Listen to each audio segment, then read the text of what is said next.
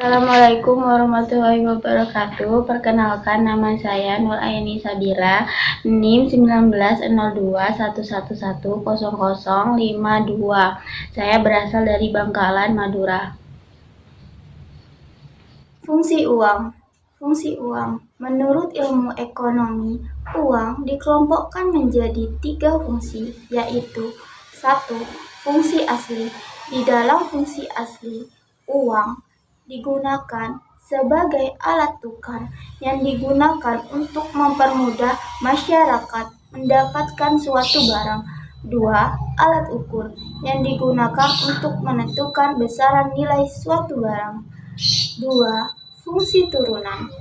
Di dalam fungsi turunan yang digunakan sebagai alat pembayaran, yang maksudnya ketika uang dibayarkan tanpa ditukar dengan barang atau jasa seperti pajak.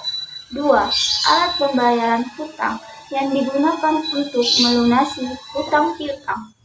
Tahun 1517, Nikolaus Kopernikus dan teman-temannya sedang mencatat kenaikan harga barang setelah impor emas dan perak yang digunakan untuk membuat uang koin logam. Dan pada saat itulah teori itu tercipta. Pada pertengahan abad 19 dan 20, teori ini kembali dikembangkan oleh Irving Fisher dan teman-temannya. Ia berpendapat bahwa penentuan nilai uang ini ditentukan oleh 3 faktor, yaitu 1. Jumlah uang. 2. Kecepatan edar. Dan 3. Jumlah barang yang diedarkan. Pada tahun 1793 terjadi masalah keuangan yang membuat Henry Thornton, yang merupakan teman dari Nikolaus Kopernikus, mengemukakan pendapatnya atau gagasannya mengenai bank sentral. Menurut gagasannya, kemampuan bank sentral untuk mengontrol tingkat harga dan mata uang yang beredar melalui pembukuan. Kontrol ini memungkinkan bank sentral untuk mendapatkan perintah atas jumlah uang yang beredar di negara, yang pada akhirnya akan mengarah pada kemampuan bank sentral untuk mengontrol tingkat harga. Undang kuantitas alat peredaran ditentukan oleh jumlah, harga, dan perputaran rata-rata uang berdasarkan jumlah, nilai, dan kecepatan rata-rata barang. John Maynard Keynes berpendapat bahwa jumlah uang ditentukan oleh daya beli dan permintaan. Dalam karyanya yang berjudul Tract on Monetary Reform, Keynes mengembangkan persamaan kuantitasnya dengan rumus N sama dengan P K plus R K aksen, yang dimana N adalah jumlah uang yang beredar, P nomor indeks biaya hidup, R proporsi proporsi kewajiban potensial bank. Selama nilai R, K, dan K aksen tidak berubah, perubahan N menyebabkan perubahan proporsional pada nilai P, dan kemungkinan besar menimbulkan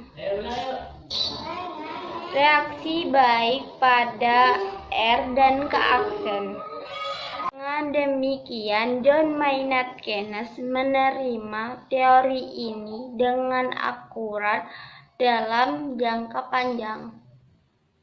Ia menyatakan bahwa teori ini berlawanan dengan pemikiran kontemporer, kecepatan, dan tidak stabilnya output, tetapi sangat bervariasi sehingga jumlah uang tidak terlalu penting dalam mendorong harga.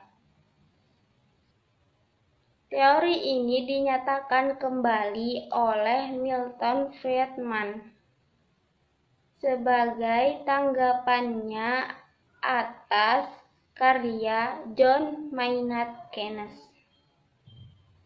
Friedman mencatat bahwa Keynes mengalihkan fokus dari kuantitas uang dan menempatkan fokus pada harga dan output. Menurutnya, yang penting bukanlah kuantitas uang, melainkan adalah bagian dari total pengeluaran yang tidak bergantung pada pendapatan saat ini, yang kemudian disebut pengeluaran otonom, dan dalam praktiknya diidentifikasi sebagian besar dengan investasi oleh bisnis dan pengeluaran oleh pemerintah. Jadi, meskipun Keynes dan Friedman dan tokoh-tokoh lainnya menerima teori ini, tetapi mereka memberikan pernyataan-pernyataannya yang berbeda mengenai variabel yang menjadi pendorong perubahan harga. Dan menurut semua tokoh,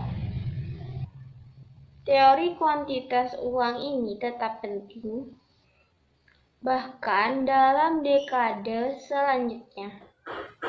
Bagian Theory of Money 2. Teori kuantitas dari Irving Fisher. Irving Fisher berpendapat bahwa dalam menentukan nilai uang terdiri dari 3 faktor, yaitu 1. Jumlah uang, yang kedua, kecepatan laju edar uang, dan ketiga, jumlah barang yang diperdagangkan.